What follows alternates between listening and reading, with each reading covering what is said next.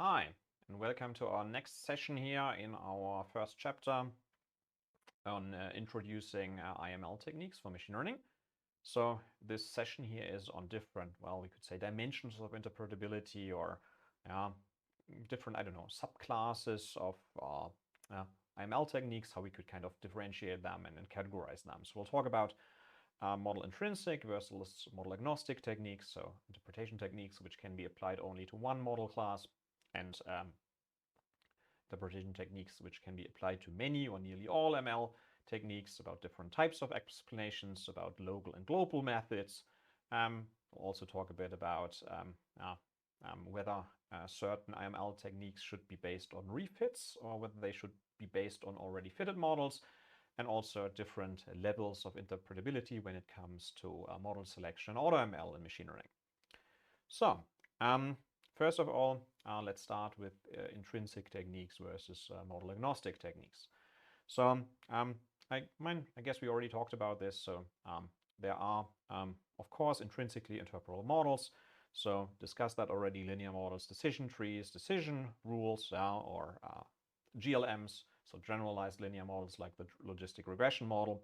And these are interpretable because of their fairly simple model structure. At the very least, if we are fitting them on not too high dimensional spaces, or if we are somehow constraining the model and regularizing it to make it sparse. So an example might be something like a decision tree that we have here, right? With not too many stages. So either there are not too many features in our data set, or we are stopping the fitting process of the tree after a certain amount of levels. And then it's pretty clear that we can, directly visualize the tree. We can understand the prediction path. And there's even a chapter later on we'll talk more about the interpretation of exactly these types of models, because if these types of models perform well enough for the task given at hand, then we should probably select these and work with these. They can, on the other hand, become also difficult to interpret if you're using too many features and if we're not regularizing them, or if you're not making them sparse enough, let's put it like that. But yeah, this is definitely possible. So we should always start with these types of models for a given task.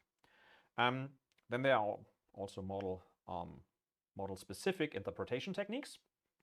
So if we are more now in this area here of blackish or grayish machine learning models, so fairly nonlinear or non-parametric things, there are also interpretation techniques which are kind of tailored towards specific model classes. So examples might be implicitly integrated feature interpretation methods, which have been integrated into tree-based methods. Things like summing up the Gini values across levels of a tree, or certain tailor-made methods for convolutional neural networks. And the advantage is also obvious, right? So we can exploit the model structure, and we can really work with the model structure in our interpretation technique. In this lecture here, we'll focus not exclusively, but maybe a bit more on model-agnostic techniques. So these are techniques that can be put on top of, at least technically, they can be put on top of arbitrary machine learning models. Why is that interesting? Isn't it better to kind of directly exploit model structure? I mean, I guess there's like two reasons. One is more maybe from a software engineering perspective. So if we can, if these interpretation techniques are model agnostic, we can kind of divide producing the code for fitting the model, producing the model, and interpreting it. We can produce that in two different types of, methods or libraries, and these things can be developed independently, and they can also be applied independently by users. But there's maybe also a deeper reason for how we usually work in machine learning, and this is, for a given data set, we are often not really sure at the beginning when we are working with the task, with the data, which model is best, what we will deploy in the end. That might also change while we are kind of creating different, feature sets, using different pre-processing methods, studying the performance of different models. So very often what happens in ML is that we are tuning over a fairly broad range of different model types. And it would be quite annoying if we then also completely have to change our interpretation technique.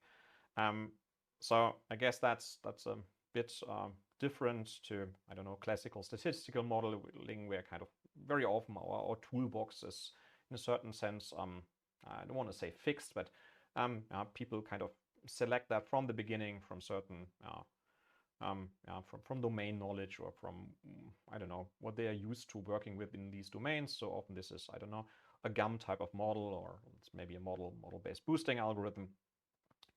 While in ML we tend to, I don't know, experimentally try out a bit more and optimize over these different model classes. Okay, so that brings us to the next aspect. So there are also different types of explanations. So there are, for example, feature attribution techniques. So feature attribution techniques produce explanations on a per feature level. So this could be feature effects, feature importance values. These techniques usually vary feature values. Very often they, I don't know, resample these feature values, permute them, or they inspect the change of the model prediction, or have a look at model variance or the model error. Examples for these are, which we will study here quite in depth, partial dependence plots, ICE plots. Further examples could also be saliency maps for neural networks, or other model-agnostic techniques like SHAP or LIME. And I actually don't really want to go into the details here, because there will be dedicated sessions on all of these techniques. Here's an example for how we could use PDP plots, for example, to study the effect a certain feature has on the outcome over the complete range of our input space. This would be an effect curve interpretation technique, but there are also things like feature important techniques, and we have also seen examples for this before. And all of these are we could call feature attribution techniques. The next type of explanation is data attribution techniques. So these identify training instances which are most responsible for a decision. So very often by using something like influence functions. So this can also help us understanding the prediction process a bit better. I guess that's maybe easiest if we look at a little toy example here. So consider a model which works on images, and maybe that model is asked or tasked to distinguish between, I don't know, muffins and dogs for some weird reason, right? So maybe we feed this image here of this cute little dog into our black box predictor. Maybe that's something like a convolutional neural network, and the prediction for that instance here is muffin. So obviously that's wrong. It's not a muffin, it's a little doggy. So we now might ask ourselves, how does this incorrect prediction come about? And what we could now do is we could search for the most similar images and look how the decision is basically formed. So the training images which look most like our inputs, which show our dog here, are apparently in the training data set all muffins. And if our for machine learning algorithm is now somehow distance or metric based, and very often they are either explicitly by how they work, or maybe this is somehow implicitly learned in the algorithm, then this is a potential explanation for how this wrong prediction happened. Basically, that could also tell us that in that locality we are basically missing training examples, or our distance function is somehow learned incorrectly. Then there are also counterfactual explanations. Also already foreshadowed them a little bit in the previous video. So these usually identify the smallest necessary change in feature values so that a desired outcome is predicted. Sometimes they're also called contrastive explanations.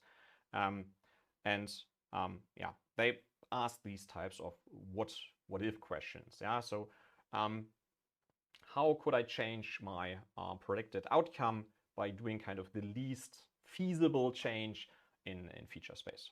Again, we'll look at all of them in depth, so I'll not go into further details here. I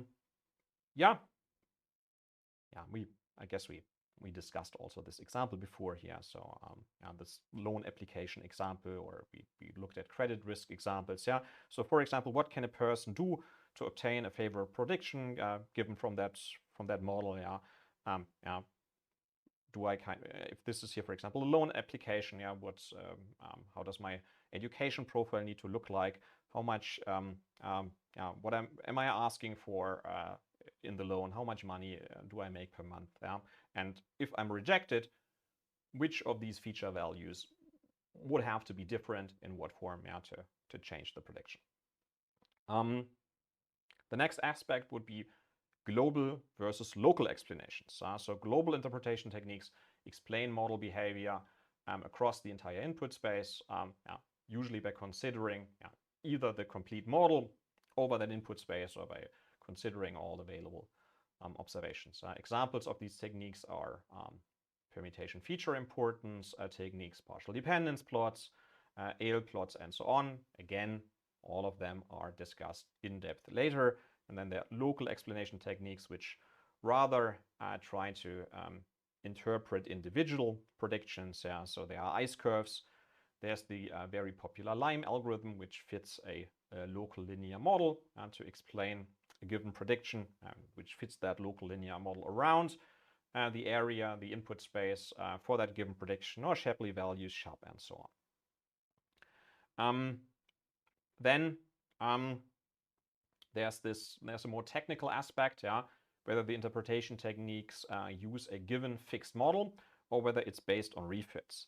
So this is maybe a little bit less intuitive, why this would be interesting or why we would even have to care about this.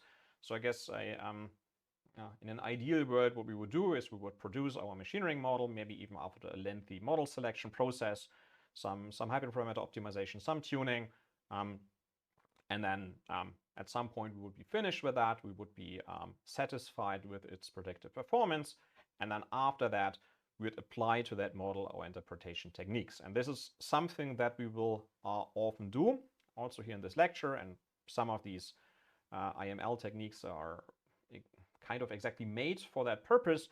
But there's one problem, and the problem is if the IML techniques are loss-based. So if they look at the predictive performance of that model, maybe under a certain change of data. So for example, we could try to, remove the information for a certain feature, kind of permute that. That's something that this permutation feature importance technique does, and that is often based on looking at how does the error of my model change if I do something.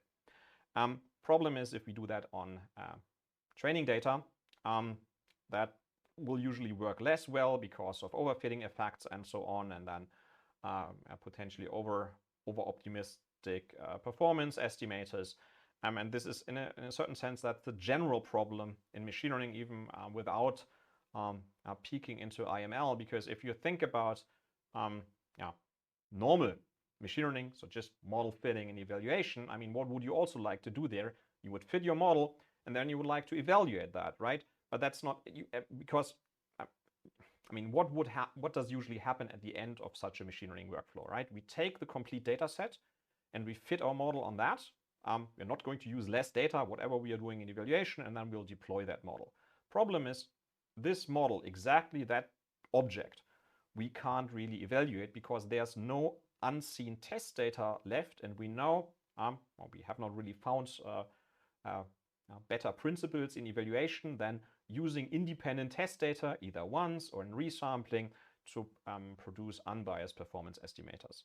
Now, what do we do in ML evaluation? Well, we kind of simulate that process by using refits, right? We fit on less data, then evaluate on clean test data, produce a performance estimator, and at the end, we'll still fit our ML algorithm on the complete data set, and then we'll kind of identify these performance estimators that we have produced from fits on less data, and we'll say, well, hopefully this will also approximate the performance of the model that I've fitted on the complete data set. And usually under IID assumptions, and if we're doing all of that correctly, that's pretty much okay, but it makes the whole process much more complicated, more computationally intensive, yeah, and there are lots of pitfalls.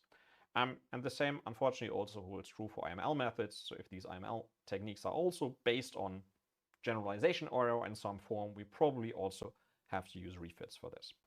And that brings us to the last level of model building that we could apply IML techniques to, and this is studying the question, how do data properties actually relate to the performance of certain learning algorithms and to the relevance of certain hyperparameters.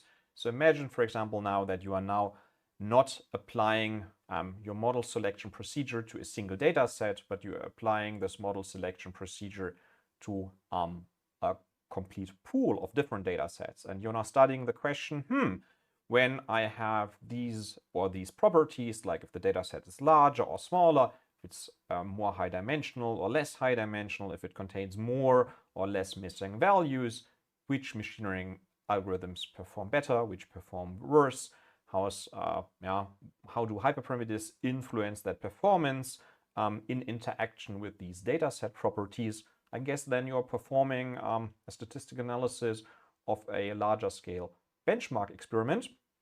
And this is something where IML techniques would also be interesting, right? Because we are still producing a bunch of metadata, data characteristics, hyperparameters, learning algorithms, and then studying how these inputs influence a certain output, okay? This is what we will do basically, not at all or much less here in this lecture, but I still wanted to kind of at least outline these three levels and say that IML techniques are interesting now for all of them. We will mainly consider this guy here because this is, I guess, best studied currently, and this is what most people do at the moment, and using IML techniques for these later two levels is a bit more work of current research. Until here, see you again in the upcoming sessions.